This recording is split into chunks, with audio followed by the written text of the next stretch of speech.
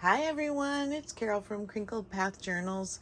And last week for Thrifty Thursday, I told you about finding a vintage yard sale. And the owner of the yard sale was named Hank, which I learned because I ended up going back the next day and taking my husband on our way to get some groceries. And my husband actually found a old U.S. Army backpacking pickaxe, and he thought that was the coolest thing, and so he got that. But I ended up asking him if he had found any more paper, and he did. So I have not even opened this envelope. He said, I found an envelope and it was in my way and I shoved it over here. And then he told me he would sell it to me for $3.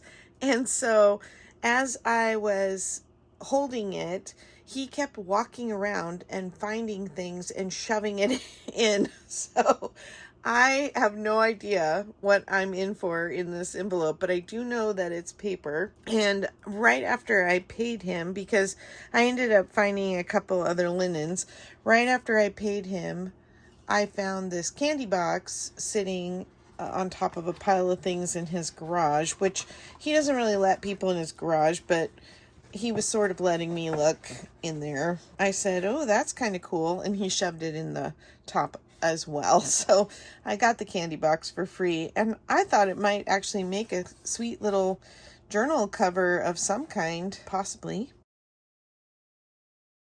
This is my Thrifty Thursday Vintage Yard Sale haul, part 2. I found this doily and this pillowcase that is hand cross-stitched. And these were in good shape. Clean. Now we get into the mystery envelope.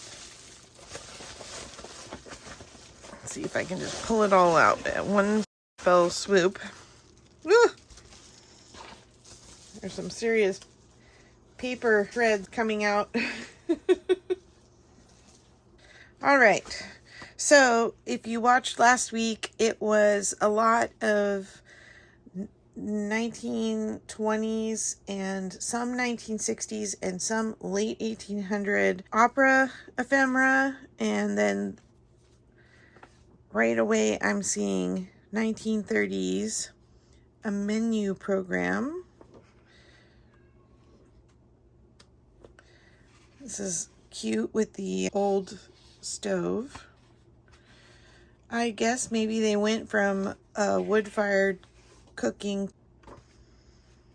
and needed to learn how to use their new appliances.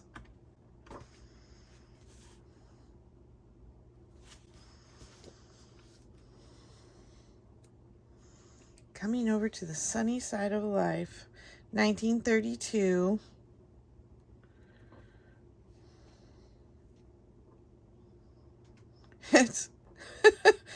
It's actually all about like gut nutrition. 9 rules for avoiding constipation. Oh my goodness.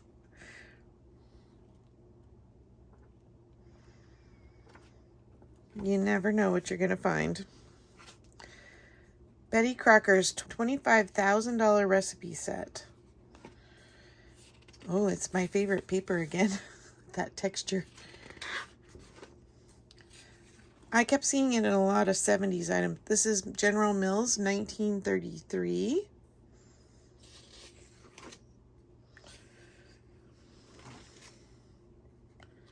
Oh, the artwork on these is great.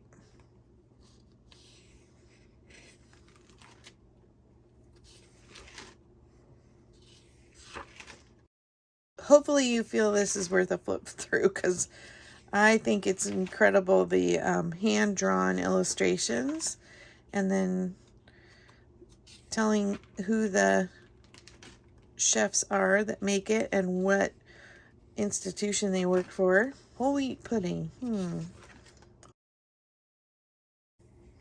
Potato donuts. Anyway, I see if I can speed this up a little.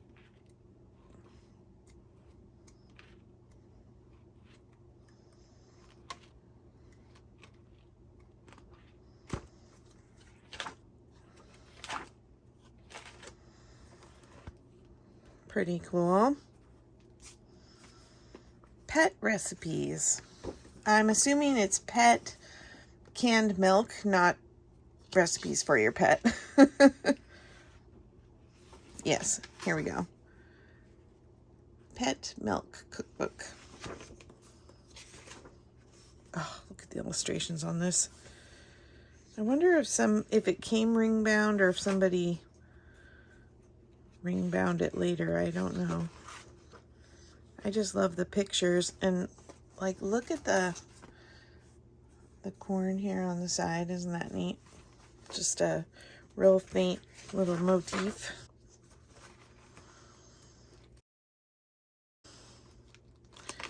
Oh, it doesn't flip very easily with the rings though. Egg cheese. Frozen gelatin desserts.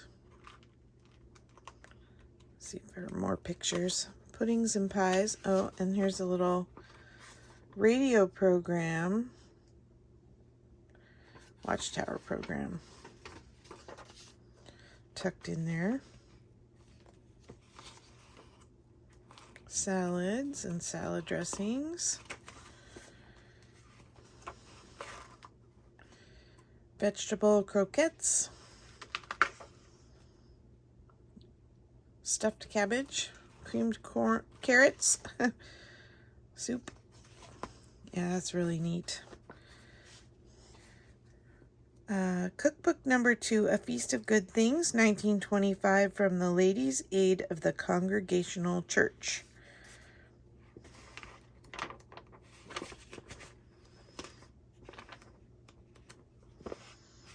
Doesn't seem to be any illustrations in this, but this is that really nice smooth paper.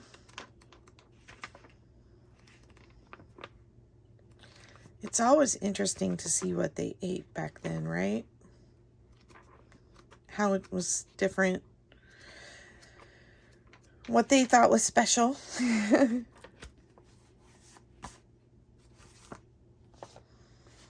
candy book. It's funny, there's a bunch of little seeds in here. Candy book is from 1941. Culinary Art Institute. This is very brittle.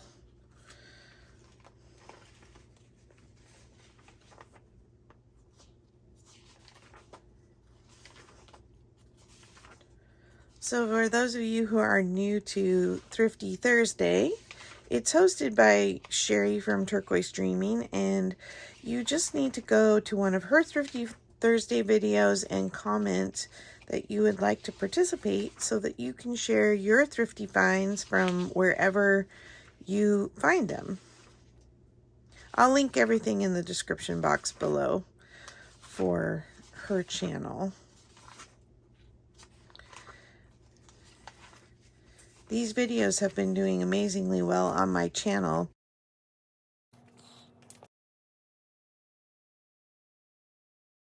Little notebook. Want book. I guess it's where you make a list of things you want. And they've put recipes in it. It's a cute little ledger.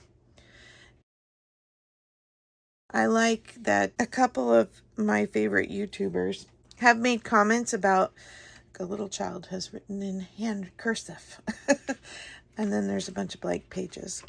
I can't seem to get this sentence out. A couple of favorite YouTubers have commented that Thrifty Thursdays and organizing videos are popular because at the heart of it, we're nosy about what other people hoard. So I guess that's why they do so well. But anyway, if you're here for Thrifty Thursday, thanks for coming along. This is a refrigerator advertisement. I think it says January 32 on there. And then look at these Knox gelatin recipes. I imagine they came in the boxes of Jell-O. 1929. Those are almost old enough to wear. 1931. Got a little while before they're out of copyright date. Good Things to Eat Arm & Hammer Baking Soda pamphlet, 1933. Oh yeah, these were more than worth $3. I think this whole little book would be cute to tuck into a journal. The Mother's Manual.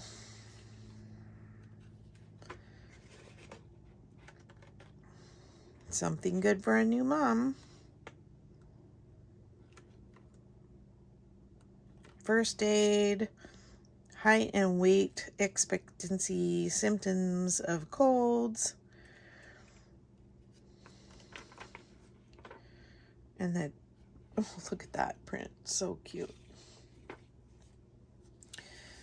Did I say what the date was on this one? 1928.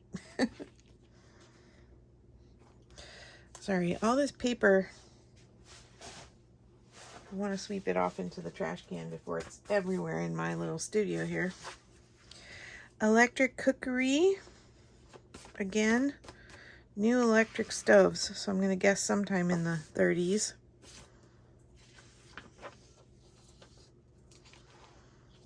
Hot Point. My parents had a fridge that was a Hot Point, and I think they bought it when we moved into our house at, in 1971, I think we moved into that house, and they bought that new fridge. And that fridge lived almost till 2000 something. They don't make them like they used to. I don't see a date on these, but I'll check the back when we get there. I love the pictures. And a steamer tray down in the stove.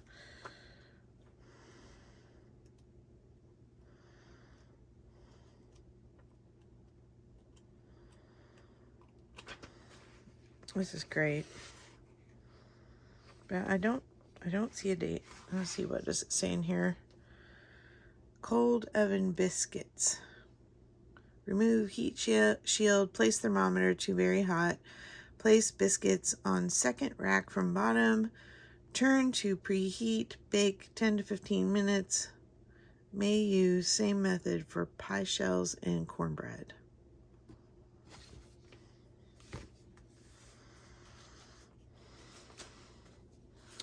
Okay, this is more modern. Alaskan chef kind of things.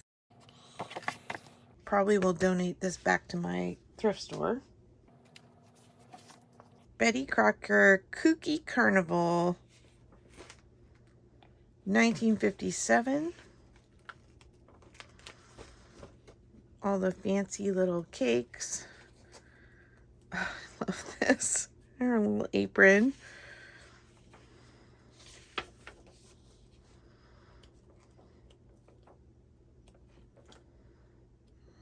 Bonbons.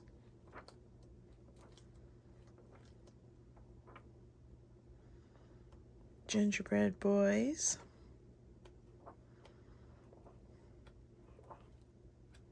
And how to make the cookie carousel. That's right there. So cute. Pie Parade. Betty Crocker. 1957. Similar look to the last one.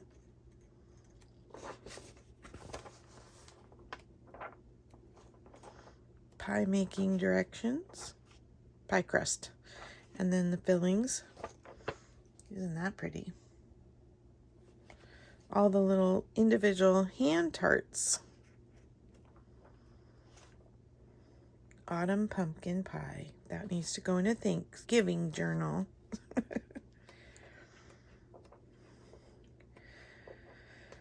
My husband's favorite is pumpkin pie.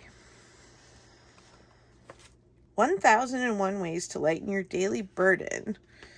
Cover's a little toasty. Oh, the edges are a little toasty. Copyright 1951. These are well loved.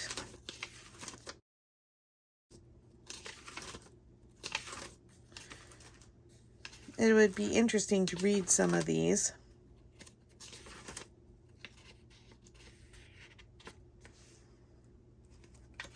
To evenly distribute wear on sheets, put the small hem at the top of the bed at least half the time. And add a strip of velvet to inside the band of a skirt to help to keep blouses from slipping out. Well, if you watched my last week's Thrifty Thursday, you saw the clips that they made to hold your shirt and your skirt together. Keep a package of invisible hairpins in a sewing machine drawer. When you remove buttons, thread them on a hairpin and fasten and drop in the button box. All kinds of great little tips and how to do your taxes as well.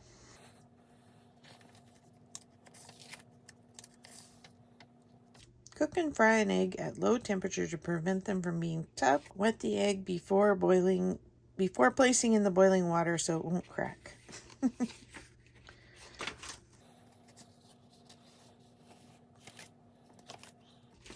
Okay, not really much exciting to look at here, but really fun to read. This was just a journal. This is one of the things he grabbed and just shoved in at the last minute. Let's see what the paper's like. Oh, those are cute. Little hearts with ribbon.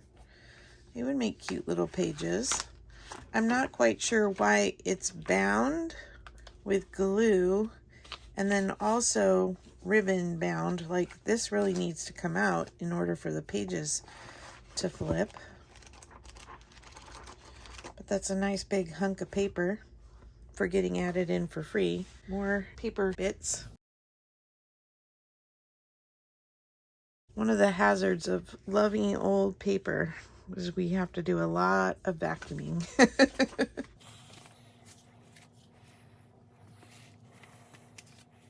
Favorite recipes gathered by Martinez Elementary PTA. Some hand-typed recipes.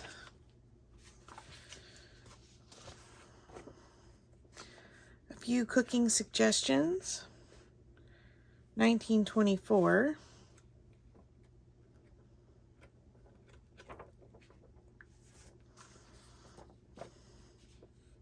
Norge prize-winning recipes, 1935.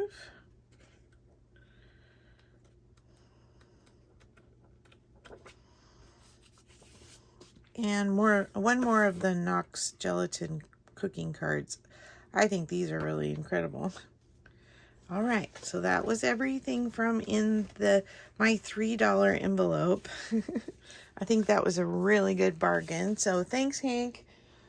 I wanted to show you two items, one of which I had mentioned in my book haul video. So I always talk about my favorite local thrift store that benefits our women's shelter, and the man who prices the books there. I've heard about him, but recently I got to meet him, and he gave me this book because he really would like to see somebody rebind it. So I think I'm just going to do a clamp and standard, glue rebind quickly. And then we'll see if it ends up staying that way. Once I do that to show him what I can do, then he's like, use the book however you want. He worked for the first large department store in New York. He said it was catty corner to the Empire State Building, and he worked in the collectible books section, so he's very knowledgeable about old books. And he said that he really doesn't like anything newer than the 1500s. So that's what he collects, is 1500s and older. This book, I should have looked it up. I'll put it somewhere here on the video. I'll look it up. But this book, he took it apart because it was all falling apart, and he separated out the pages so that all the plates with the pictures were separate, and he was going to put each of these in a sleeve and try and sell them separately. And the thrift store said, no, we just don't have a market for that, and we can't really sell something that's falling apart. So this is why I said in my book haul video, it's really good to get to know your volunteers and your people who work at your favorite thrift stores, or talking to just general people, because you'd be surprised who has access to old things that they don't want to see them go to waste, but they can't necessarily sell them sometimes, and it's good for them to have your contact. I talk to the two ladies who volunteer there in the book section quite often, and I often will take a little time to help them empty a cart or two of books, and they're always so appreciative because they're like, you actually know where things go and do a good job of putting them away. And rather than most customers will pick up a book, read it as they're walking, kind of look through it, and then set it down in another section, and it's frustrating that they have to go and try and get it back where it belongs. But anyway, those nice ladies kind of keep an eye out for me, and she happened to catch me the day that this book was coming up into question. So she brought me back into the back section where they price books, and this book expert, I would say he's easily in his 70s or 80s, dear person, who just gave me about an hour-long lecture about his history and books, which was very interesting, and thankfully I had the time that day to not be rushing through. And he said, I would love for you to have this book. I'd love to see it, what you can do with it bound again. See, now all the blank pages are here in the back because he separated them out. But anyway, I'm happy to oblige him. Hopefully that helps him keep me in mind for other books that are kind of falling apart like this. The Deserted Village, illustrated by the Etching Club. And it's just a beautiful cover. Green leather with all this embossing. And then I wanted to show you. So I have a few of these books, which if you're a junk journaler and you haven't got your hands on one yet, you know that it's a goal of many of us junk journalers. I found this one in the wild at my thrift store, and it's a leather-bound copy. It's The Country Diary of an Edwardian Lady, and this is a 1977 copy. And we know these are reproductions of the 1906 book, but the fact that it is probably the oldest copy I have, and the other copies I've gotten from online booksellers, and I've gotten them for decent prices, you know, $5, $6, but this one, to be this old, and then it was on the bookshelf for $1 at my thrift shop, and it was Wacky Wednesday, and everything was 40% off. So I paid 60 cents for this copy, and this one is probably going to go on my shelf, and then the one that I have on the shelf, let me grab it real quick. This is a little bit later printing, and this cover is just this paper cover. So now I can take this one and I can add it to my you can cut this up pile because I have a couple other copies that are in my to cut up pile. Anyway, and then this one will go on my shelf for safekeeping. Anyway, that's my Thrifty Thursday for today. Thanks for coming along. I just keep getting awesome deals. I feel so blessed, and I just keep looking for them. And I, of course, have a little more time right now. I'm off work while I'm still in therapy for my shoulder, and I still can't lift and pull and push the way I need to for my day job. And so I'm very grateful that I have my junk journaling to keep me interested while I am waiting to go back to work. And it's keeping me joyful in a time where it could be really frustrating because of how slow things are recovering. And I appreciate all your love and encouragement and prayers over the time. And I've tried not to talk about it quite so much because I know it gets old. But thank you so much, and we'll see you in the next video. Bye bye.